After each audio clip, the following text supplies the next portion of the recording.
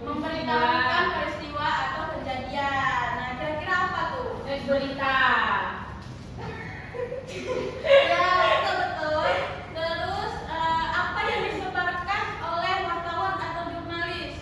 5W1H. Bukan dong. Informasi. Ya, kata informasi itu apa guys? Information. News. Hot news. Terkini. Berita. Ya, berita. Nah, jadi dua pertanyaan tadi. Kira-kira hari ini kita belajar tentang apa? Teks berita. Iya, betul. Hari ini kita belajar tentang Teks teks berita. berita. Nah, sebelum kita mulai belajar kita hari ini, Ibu mau mengulang dulu materi sebelumnya. Nah, materi sebelumnya kita belajar tentang apa? Iklan. Masa tentang iklan, tentang teks eksplanasi ya. Siapa yang mau mengajukan diri mengulang materi minggu lalu? Saya Bu. Ya, coba ulang. Teks eksplanasi adalah teks yang menjelaskan proses terjadinya suatu peristiwa, fenomena alam, sosial atau budaya secara logis dan berurutan. Iya, betul ya. Jadi teks eksplanasi yang seperti Lula bilang. Nah, baru hari ini Ibu akan masuk ke materi kita yaitu teks berita. Sebelumnya, tujuan pembelajaran kita hari ini itu agar kalian dapat menjelaskan pengertian teks berita, terus bisa mengidentifikasi struktur teks berita dengan benar dan tepat. Kemudian dapat menemukan unsur-unsur apa saja yang ada di teks berita. Jadi Ibu pasang PPT dulu ya. Ya Bu.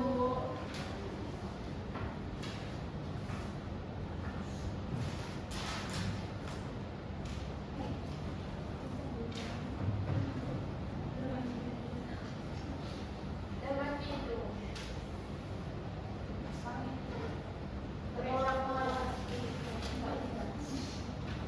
Isna, tolong Isna. Tolong Ibu. Mati Bu. Isna nggak pegang.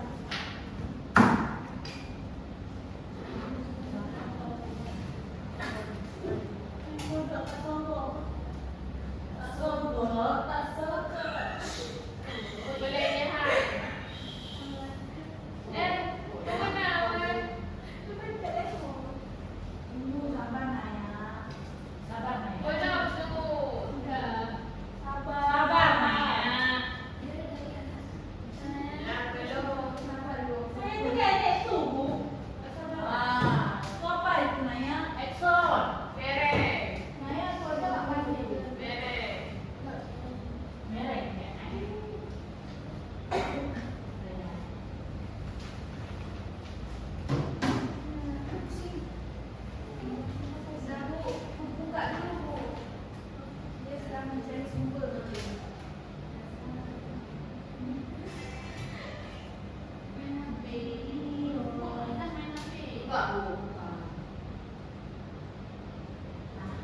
Terima kasih Isna.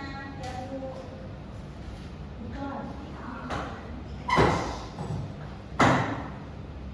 Nah, ini dia teks berita. Terus, jadi pembahasan kita hari ini ada 4 topik ya. Yang pertama pengertian teks berita, terus struktur teks berita, kemudian unsur-unsur teks berita, dan terakhir ada ciri kebahasaan teks berita. Untuk teks berita itu adalah teks berita yang melaporkan kejadian, peristiwa, atau informasi mengenai sesuatu yang telah atau sedang terjadi. Berita bersifat faktual, aktual, dan penting untuk diketahui masyarakat luas. Berita juga harus memenuhi prinsip akurat, berimbang, lengkap, adil, dan menarik. Jadi teks berita ini dia melaporkan kejadian, peristiwa atau informasi, tidak hanya peristiwa kecelakaan, bisa juga kayak informasi tentang politik, sosial, maupun lingkungan itu. Terus berita juga bersifat faktual. Faktual di sini adalah dia kejadian yang sebenar-benarnya, fakta. Terus aktual di sini kejadian yang penting ya. Kita lanjut. Ada struktur teks berita di sini, ada judul berita, teras berita, tubuh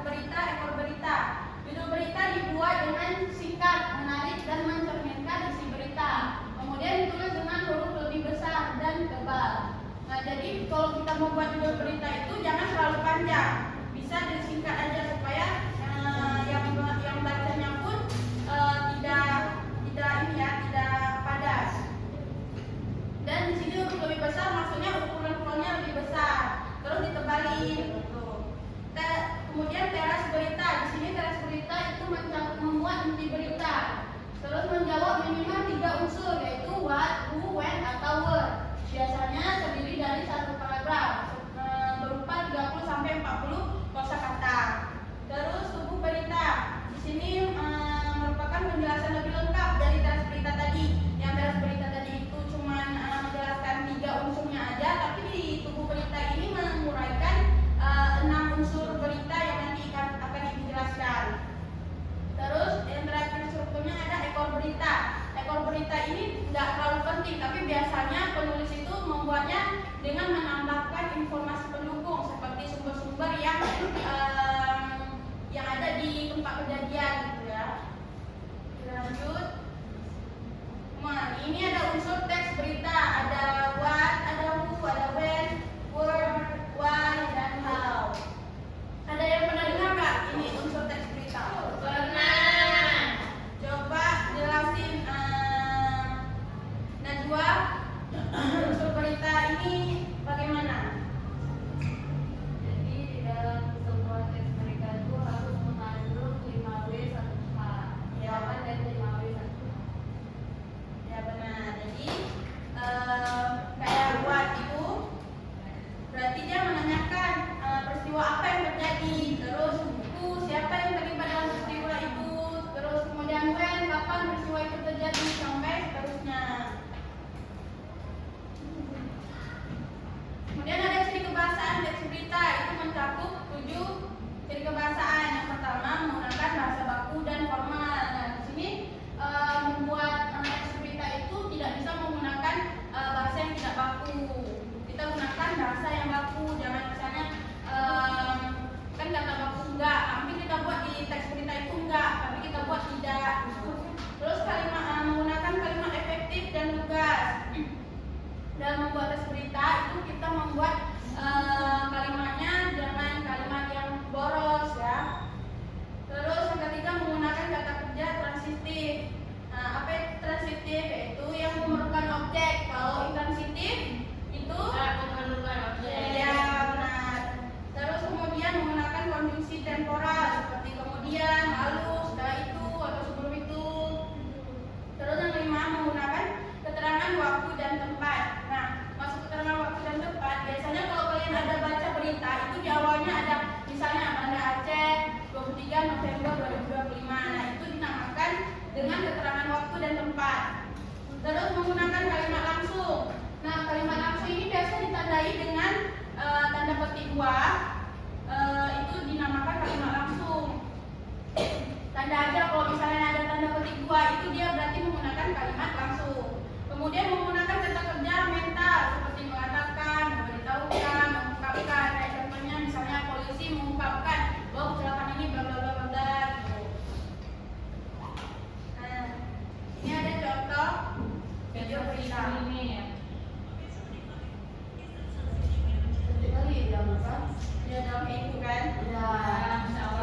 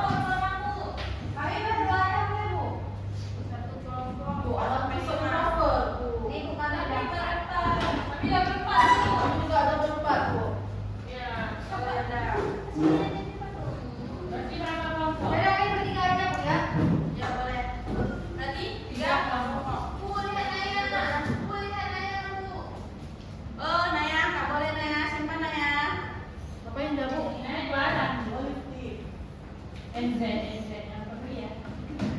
Apa ya? Coba cantik.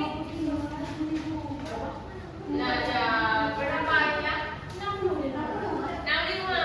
75 ini tadi diskon. Sampai ada boleh satu diskon. Ya, boleh satu 5. Jangan lupa. Kalau Sophie ya. Jadi semuanya berarti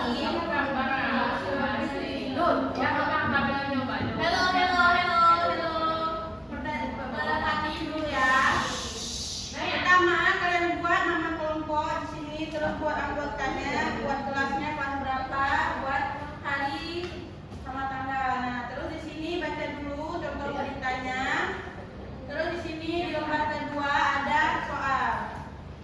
Kalau kalian ada menyimak tadi penjelasan ibu, di sini disuruh jelaskan pengertian teks berita dengan kata-katamu sendiri. Terus di sini buat strukturnya kayak jelas berita, kalian buat aja paragraf berapa, 1, 2, atau gitu ya. Terus temukan unsur-unsur 5W 1H dalam teks berita. Ini buat cari di sini ada, kalian tulis di bagian kolom kedua.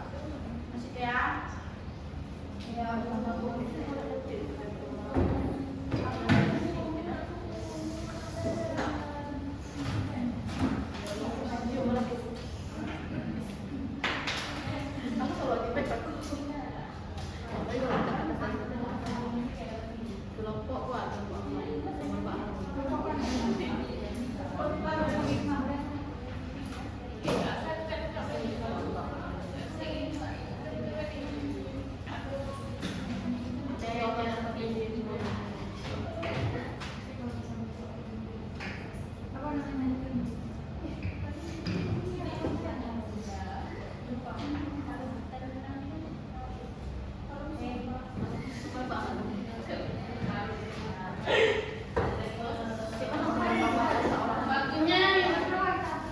ya.